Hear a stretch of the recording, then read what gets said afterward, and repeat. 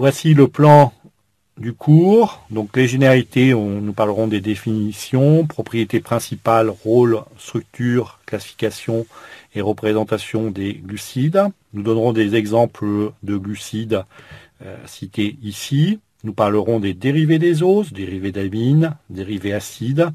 Nous parlerons aussi de la vitamine C, les osides, leur définition, comment ils se lient entre eux, des exemples, comment se fait leur hydrolyse pour digestion, les polysaccharides complexes, de structure, de rôle plus énergétique comme le glycogène, la cellulose, les glycosaminoglycanes. Nous parlerons des glycoprotéines et parlerons de la N- et O-glycosylation, la stéréochimie, nous donnerons des exemples. Les glycanes, définition et propriétés, importance de la structure des sucres, et nous donnons des exemples sur en fonction de leur structure, comment ils sont utilisés par l'organisme, en parlant de index glycémique. Nous parlerons aussi de la coagulation et de différents rôles qu'ils peuvent avoir dans des structures importantes telles que les nucléotides, les cyclodextrines ou l'enveloppe du VIH.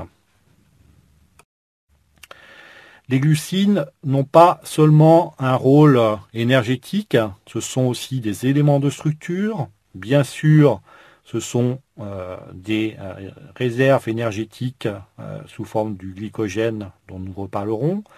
Ce sont des composants de métabolites fondamentaux. Ils sont aussi considérés maintenant comme des signaux de reconnaissance et des déterminants antigéniques.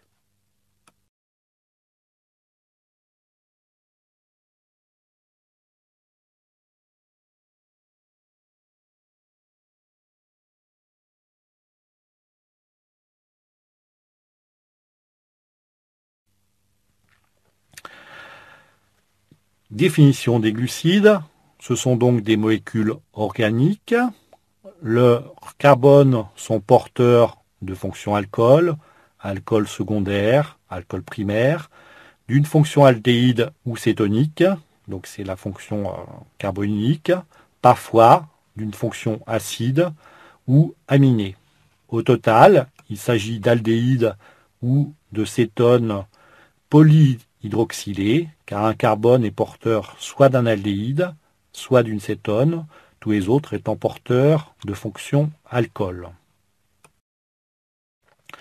Leurs principales propriétés sont les suivantes.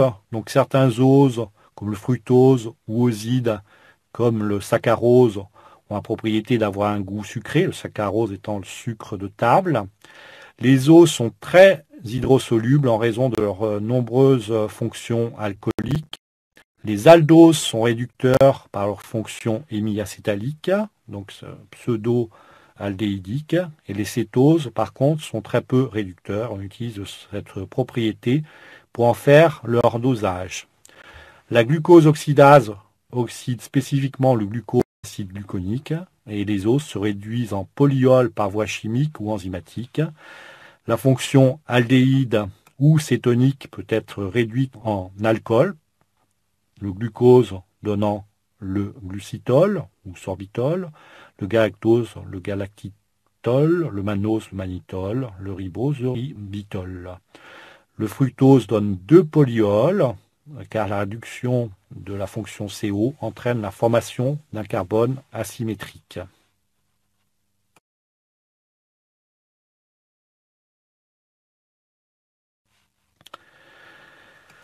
Les carbohydrates, qu'on appelle aussi les saccharides, avec comme autre terme sucre ou glucides. Donc voici quelques définitions de base dont je vous laisse prendre connaissance, que je ne peux pas détailler, puisque l'essentiel est sur la diapositive. Quelle est l'importance en biologie des sucres ? Ils ont un rôle énergétique puisque 40 à 50% des calories apportées par l'alimentation humaine sont des glucides. Comme nous l'avons vu précédemment, ils ont aussi un rôle de réserve énergétique dans le foie et les muscles, donc avec le glycogène dont nous reparlerons.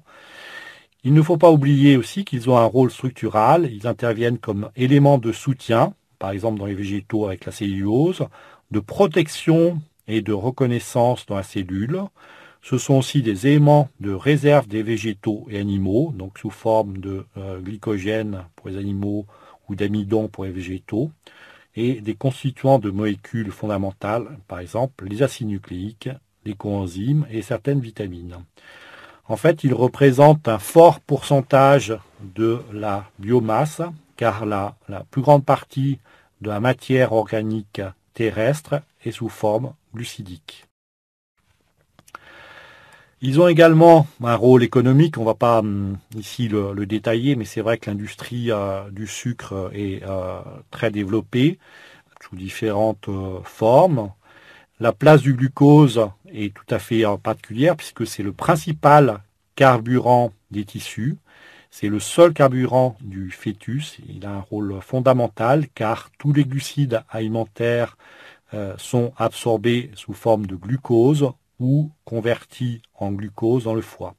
Tous les glucides sont synthétisés à partir du glucose dans l'organisme.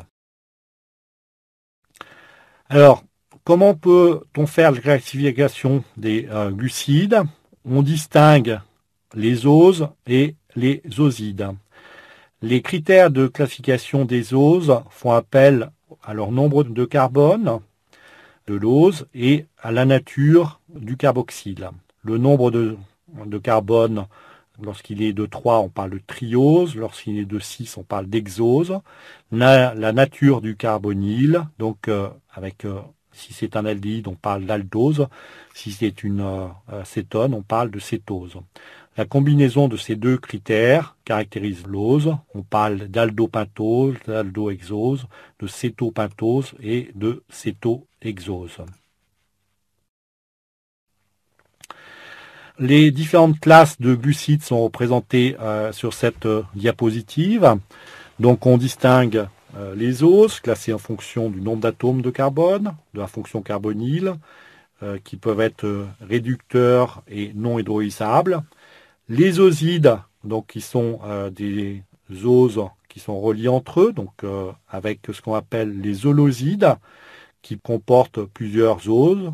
On parle à ce moment-là d'oligosides, donc de 2 à 10, et de polyosides lorsqu'ils comportent un enchaînement de plus de 10 oses. On parle aussi d'hétérosides lorsque ils comportent une autre structure qu'un sucre. Les oses peuvent être glycoconjuguées, donc ce sont des structures glucidiques complexes comportant des associations covalentes. Et on a donc ce qu'on appelle une glycosylation qui se fait grâce à des enzymes qu'on appelle des glycosyles transférases. Alors, on peut donner un exemple qui est celui du fructose. Donc, c'est un isomère de fonction du glucose. Et il faut bien remarquer que certains sucres sont proches les uns des autres, comme ici l'exemple du fructose et du glucose, mais ont pourtant des propriétés biologiques extrêmement différentes.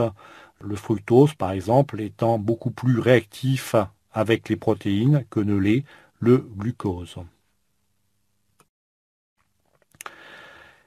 Un sucre particulier qui est le ribose, qui entre dans la structure des nucléotides et des acides nucléiques. Et ça illustre ici l'importance des sucres dans certaines structures de l'organisme, donc l'ADN. Alors, dans la structure des sucres, on peut parler de différentes formes d'isomérie.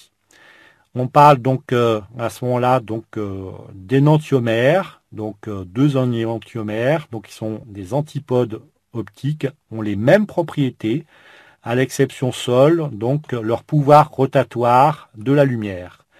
Les anomères sont distingués par les lettres alpha et bêta. La forme est alpha si le groupe hydroxyle anomérique et le groupe CH2OH terminal sont de part et d'autre du cycle, et bêta s'ils sont du même côté. Deux épimères sont des stéréoisomères organiques qui ne diffèrent entre eux que par la configuration d'un seul et unique carbone asymétrique. Par exemple, les sucres alpha-D glucopyranose et alpha-D galactopyranose pour lequel seul le groupement hydroxyle sur le quatrième carbone a une orientation différente, conférant à ces deux sucres des propriétés extrêmement différentes. Un aldohexose est un ose composé de 6 atomes de carbone, donc on parle à ce moment-là d'hexose, et dont le premier atome possède une fonction aldéhyde. Un cétéoxose possède 6 carbones et donc, comme son nom l'indique, une fonction cétone, donc ce qui permet de les différencier. Alors, en chimie, une molécule est lévogir, donc qui tourne la lumière à gauche, donc ça vient du latin levus, qui veut dire gauche, a la propriété de faire dévier le plan de polarisation de la lumière polarisée vers la gauche d'un observateur qui reçoit la lumière. Plus précisément, l'observateur en question voit le plan tourner dans le sens contraire à celui des aiguilles d'une montre. Un lévogir est également l'une des deux formes énantiomères d'une molécule chirale, l'autre étant le dextrogir qui, par définition, lui, aura la propriété de dévier la lumière à droite.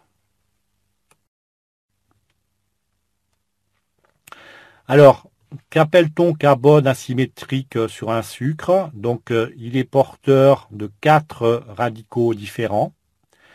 C'est un isomère optique ou énantiomère, donc soit dextrogir, donc notez plus, soit les isomères lévogir, notez moins.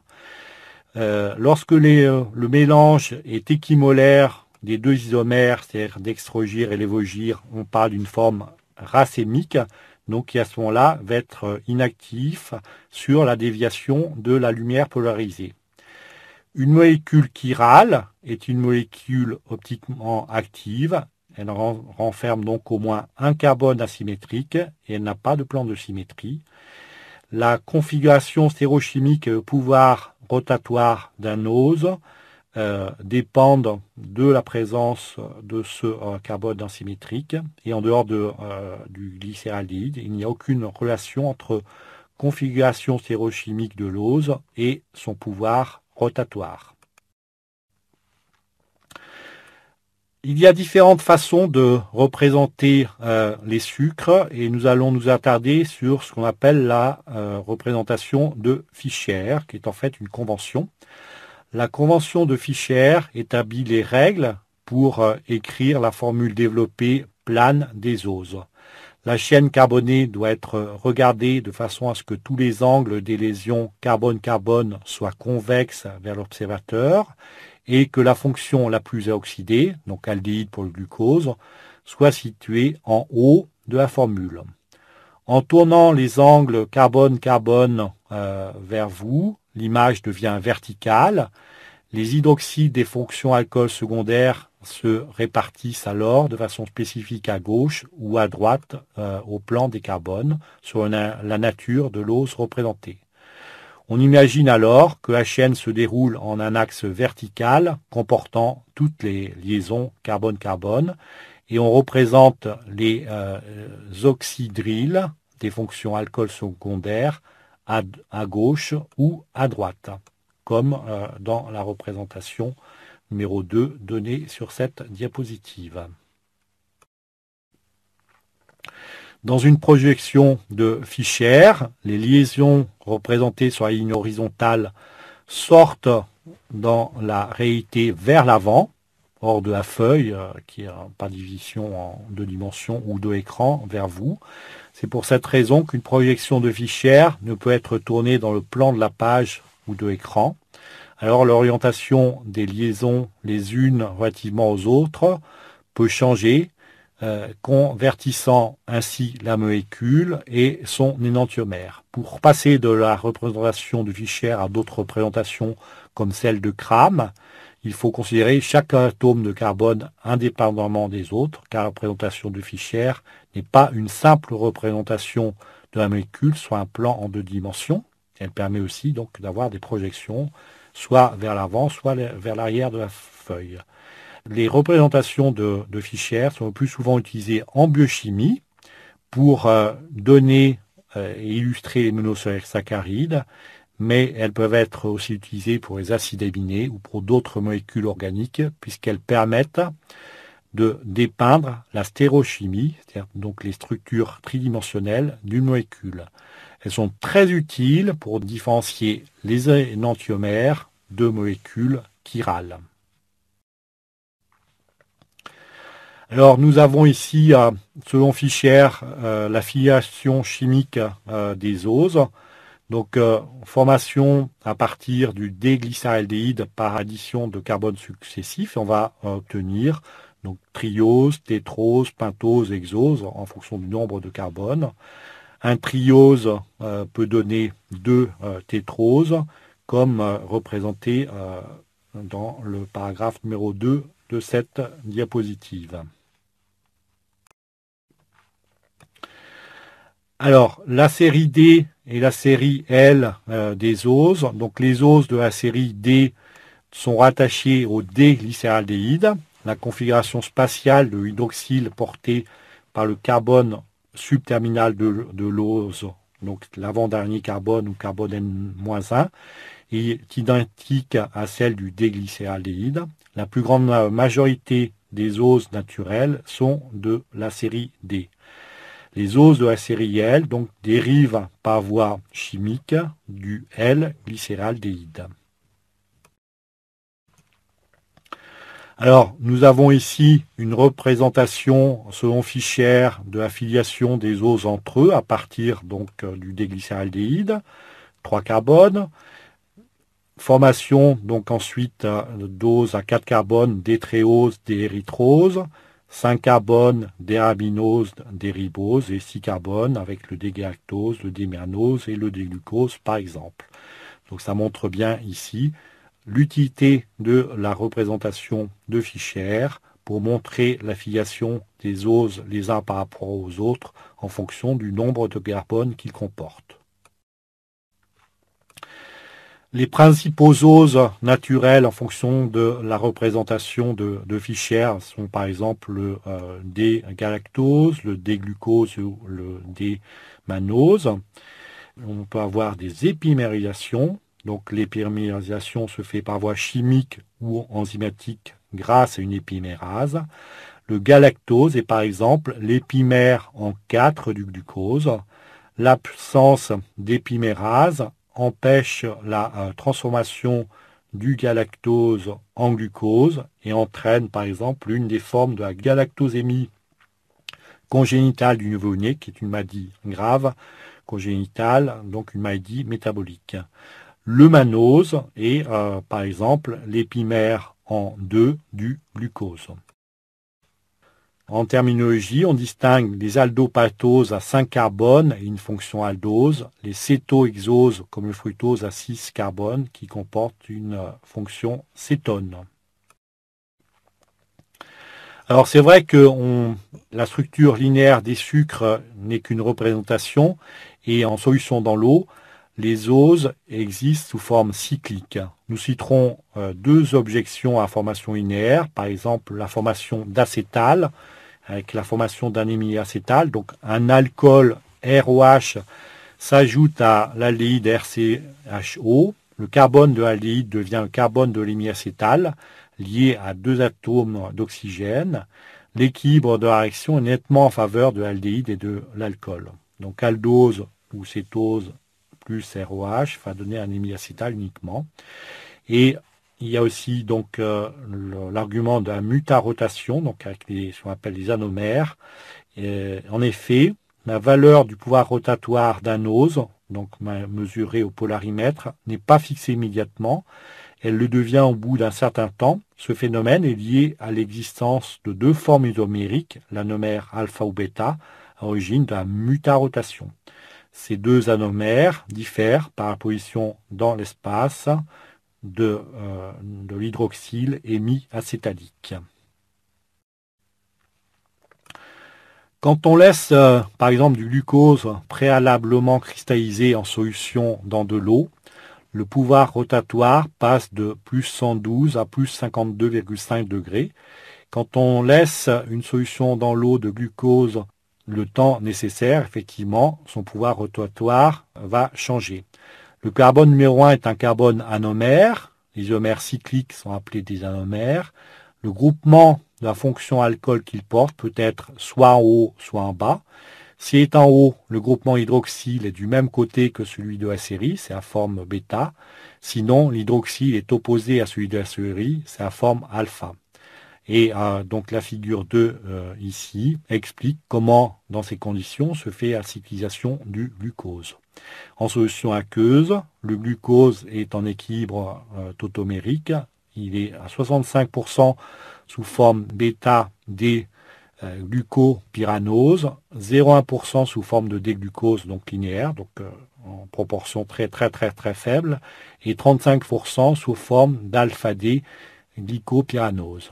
La cyclisation des sucres permet d'avoir 2 fois plus d'isomères. Alors, quel est l'intérêt d'avoir une structure cyclique des sucres? La fonction aldéhyde ou cétonique dans ces conditions est partiellement dissimulée. Donc, on parle d'hémiacétal. Donc, c'est ce qu'on appelle une forme pseudo-aldéhydique ou pseudo-cétonique. Il existe un carbone asymétrique sur le carbone numéro 1 des aldoses, sur le carbone numéro 2 des cétoses, en raison de l'hémiacétalisation interne qui conduit à 2 anomères alpha-bêta. Et troisième point, l'anomère alpha a un OH hémiacétalique du côté opposé que le OH porté par le carbone subterminal, ce qui permet de déterminer la série. Il y a un pouvoir rotatoire le plus élevé. Et par contre, l'anomère bêta a, lui, les propriétés inverses. Alors, il y a une autre façon de représenter les sucres, donc selon la représentation de Haworth. Les oses se cyclisent généralement sous forme furanique, donc sous forme de furane. Donc ce sont par exemple le ribose qui va donner le ribofuranose. Les 2-déoxyriboses donnent le 2-déoxyribofuranose, le fructose donnant le fructofuranose. Les oses, en général, se cyclisant sous forme pyranique ou pyrane, sont le glucose, qui va donner le glucopyranose, et le galactose, qui va donner le galactopyranose. Nous allons maintenant, pour illustrer cette première partie, donner quelques exemples de sucre. Par exemple, le D-glucopyranose, qui est le glucose naturel, donc dextrogir, est très répandu dans la nature. C'est le principal carburant de l'organisme et le carburant universel du fœtus. En effet, toute baisse de la glycémie chez le fœtus peut avoir des conséquences irréversibles sur son développement psychomoteur. La polymérisation du glucose va conduire au glycogène. On a vu que c'était une forme de réserve énergétique, donc à la fois dans les muscles et le foie.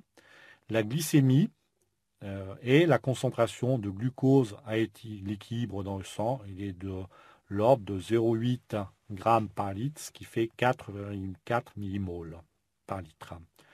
Le glucose est réducteur et on se sert par exemple de la glucose oxydase qui va l'oxyder en acide aldonique et on se sert de cette réaction pour le doser. Comme son nom indique, effectivement, le pouvoir rotatoire du glucose est dextrogir, c'est-à-dire qu'il dévie la lumière polarisée vers la droite. Le dégalactopyranose donc vient dans la composition du lactose, qui est un galactose, un glucose. C'est un cérébrogalactoside du cerveau. Il intervient dans certaines structures cérébrales et certains glycolipides ou certaines glycoprotéines. Son pouvoir rotatoire est aussi dextrogir. Le démanopyranose est surtout présent, lui, dans les végétaux. Et par contre, c'est un composant chez l'homme des glycoprotéines et son pouvoir rotatoire est dextrogir. Défructopiranose furanose, donc on le trouve surtout dans les fruits, d'où son nom, donc le fructose. Son pouvoir rotatoire est lui lévogir, d'où son nom de lévulose. Il est présent en grande quantité dans le liquide spermatique chez l'homme, où il participe au mouvement des spermatozoïdes. Il est présent sous forme furanique dans le saccharose. Sa cyclisation se fait entre le carbone 2 et le carbone 5. Le déribofuranose, donc sa forme furanique est la forme habituelle des pentoses, et on a vu son importance dans la structure des acides nucléiques comme l'ARN. Le bêta-déribofuranose est lié aux bases puriques et pyriméridiques par une liaison N-osidique, donc dans les nucléosides et les nucléotides. Il intervient aussi dans la structure des coenzymes tels que NAD, NADP et ATP. L'interconversion du glucose ou du mannose peut donner le fructose et réciproquement en fonction des besoins de l'organisme. L'épimérisation peut permettre de transformer le glucose en mannose et réciproquement.